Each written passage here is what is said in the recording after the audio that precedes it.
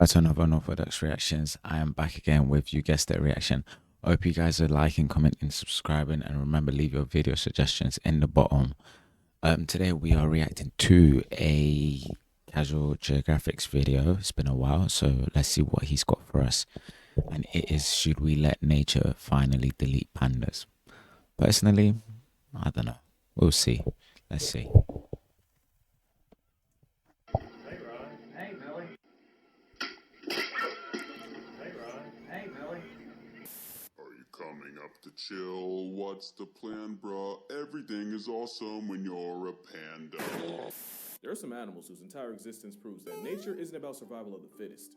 It's survival of just barely being good enough. If life was a class, it wouldn't be about passing with straight A's. It'd be about passing off your DNA before you become an F in the chat. And some animals are universally recognized as the remedial students of nature. Cheetahs are the red-headed stepchild of the cat world. Sloths are basically free calories served on a moss blade. And roasting koalas is considered low-hanging fruit only because they happen to share the same IQ. And also because they put the mid in chlamydia. And it seems that everyone can agree that pandas are egregiously bad at pandaing, and that we as a society need to stop being this biracial Winnie the Pooh's crutch and just let nature finish what it's clearly saying. Oh! But are pandas really that bad? Did we successfully gaslight the barcode bears of the world? Or do pandas really profit off the most OP pretty privileged genjutsu nature's ever seen? To find out, first we gotta lay out all the factors that make the Try to Panda challenge virtually impossible. But before that, this video was sponsored by absolutely no one. Let's get it. You probably already know that the panda's biggest problem revolves around it being a bamboo sink. 99% of the things that meets this oversized equality hamster's gullet is bamboo. Despite clearly being designed with carnivore software, it's the koala problem of building your entire meal plan around something that gives you very little back.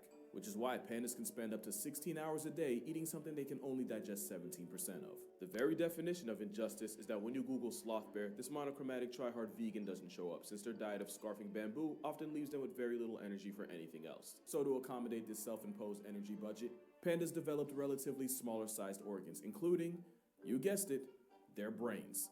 And something else, but we'll get to that. But yeah, being a bimbo for bamboo might have literally nerfed their intelligence in the process. And some of you may have asked yourselves why the breathing bamboo purses don't just hibernate, since hibernation is basically power save mode for animals, and if anyone needs to save energy, it's pandas. Well, one, bears technically aren't even true hibernators. But two, even if they were, eating like the vegan teacher's lapdog means pandas are physically incapable of putting on the fat reserves required to hibernate for months at a time without also getting perma-slept to starvation. But honestly, the problems with their diet have low-key been overblown. If being a bamboo junkie was their only issue, they wouldn't be as chronically down bad. At their core, animals have two main goals: food, and another F word my mom doesn't like me to say. We see how they handle their meal prep, but it's their love life that really screws pandas over. Hey, yo, what was that? We see how animals have two main goals: food, and another F Hey. mom doesn't like me to say. We see how they handle their meal prep, but it's their love life that really screws pandas over. Pandas are absurdly bad at making more pandas. Off rip, their window to reproduce isn't even really a window, it's more like a hairline crack in the windshield. Female pandas ovulate 1 to 3 days out of the entire year. Damn. 24 to 72 hours are open for business out of a possible 8,760. And since being bent on bamboo means they eat, sleep, and socialize like a stereotypical Reddit user, finding a possible partner is often equally as difficult for them. Even if he does manage to track a female down, he still has a high risk of fumbling the opportunity because males are apparently illiterate at reading signs. Male pandas often struggle to interpret the signs that a female actually wants to mate. Word. And when you only have hours on the clock, mistakes like that ensure that the only thing getting screwed is the future of your progeny. Even if the female's 100% with it, it's still not a for sure thing. Partly because male pandas struggle through the process of procreation in a way that is almost impressive, but also partly due to the panda's reportedly disproportionately tiny penis. Which is why pandacoitus is a lot like trying to get a 1/4-inch USB into a port blind, while also wearing a 200-pound fat suit. Oh, and try without using thumbs. Nature did this obese oppression raccoon zero favors. Their mating habits are a big reason why the double-stuffed Ursus Oreos are where they're at. Pandas in breeding programs in captivity often show so little interest in their literal only job that researchers have resorted to showing them videos of pandas mating. Apart from pulling videos from Panda Hub, researchers have also resorted to giving them actual Viagra. Although you'd need a magnifying glass to see if it's working, because again, the P in panda does not stand for packing. And even though most pandas rely on the grace of God as a wingman, somehow the jihad of life doesn't end once they add new names to the roster. Pandas are some of the worst parents on the planet. You've probably heard that if a panda has twins, one of them is a guaranteed loss, since the mother panda will abandon half her litter and leave that one twin to die. Which is even worse when you consider that grizzly bears will allegedly disown their cubs, but they only do it when there's one, since they'd rather start over with 2 to 4 cubs than put all their hopes and stock in one. The chosen panda cub doesn't get off scot-free either, since the yin-yang colored chonk bears of China have the highest mother-to-baby size ratio of any mammal. To put it in perspective, humans are typically 20 times bigger than their babies. Mother African elephants are typically 45 times heavier. A mama panda is approximately 900 times the size of her newborn baby. And since they don't have pouches like marsupials, that puts the panda at a legitimate risk of being turned into a chalk outline by its own oblivious mother. Just another way nature set this glorified cow gerbil up for failure. It's not even like domestication is an option. A good reason is because, despite what the black and white beta bamboo might tell you, it's still a bear, and a bear is a bear is a bear. And the black sheep of the bear brotherhood is still liable to absolutely fold any human. Especially since the one plus of constantly crushing bamboo is a bite force comparable to big cats like lions. In case you thought this plus-size Oreo was sweet, one man nearly lost his whole leg after a giant panda wandered onto his land and crushed his leg like celery. And there's the fact that a high-volume, low-efficient diet means the one-man bamboo processing plant known as the panda can poop a healthy 40 times a day. And of course, living in the chilly, mountainous forests of Asia, pandas figured out that they can stay warm by rolling around and covering themselves in fresh manure. So if you want to add a biting, eating, pooping, sewer-smelling dependent to your family, like I always say, you're better off having children. Because there are no tax credits for providing for pandas. In fact, the opposite. Pandas quite literally cost millions of dollars just to keep alive. But mostly that's because giant pandas are leased by the Chinese government at approximately a fat million a year. And if one of those pandas gets knocked up, that'll set you back a cub tax of about $400,000. Which is why, currently, only 3 zoos in the US have a biracial, bamboo-munching beanbag of a bear on display. One of those zoos used to be San Diego. I say used to because one of the consequences of renting pandas is that gives China the ammunition to be petty. I'm not a political channel, I'll never be a political channel. I'm not implying any type of affiliation or bias, I'm just listing 2 things that happened. In 2019, Trump may or may not have fueled a trade war against China. And come May 2019, a mother panda and her son were recalled and sent back to China. Now you could argue the trade war had nothing to do with it, and this was just the natural end of a panda loan.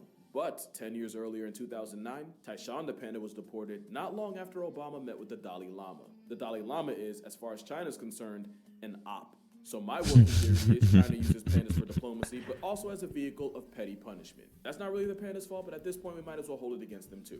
We didn't even mention the fact that pandas aren't even really pandas. When zoologist Frédéric Cuvier first used the word panda in 1825, he was describing the red-headed raccoon we call the red panda.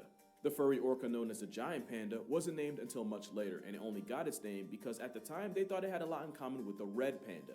Turns out, they're not even close to being related, meaning this overgrown zebra yogi isn't even the original panda. And the fact that its monochrome mugshot shows up first when you type panda and not live-action Shifu is one of the biggest injustices of nature. This is the OG panda, but the newspaper-flavored cloud-guzzling frauds took up just enough space to convince the world otherwise. So obviously pandas have their problems, and you can argue that their best trait is being a luck merchant. There is no other animal that gets carried harder by pretty privilege than the endgame of a sloth bear raccoon orgy. And they're the only creature on Earth with black and white privilege. Because the reason giant pandas are the mascot of the World Wildlife Fund is literally because having a mascot with the same color patterns as 1940s TV saves you a lot of money on ink. Yo, that sounds like a joke, but I'm not even kidding. If pandas were black and yellow or black and brown, they might not have gotten the job. But that aside, consensus is that pandas are so bad at pandaing that we should just let the flex of China fade into oblivion the way nature intended. But is that really true, or have we just been doing giant pandas incredibly dirty this entire time? First thing to mention is that they're a specialist species, with that specialty being in binging bamboo. Being a specialist rather than a generalist means you can typically tap into a niche nobody else can. True. That means they can adapt to changes in their environment. That also means that there are only a couple things going wrong away from getting evicted from reality.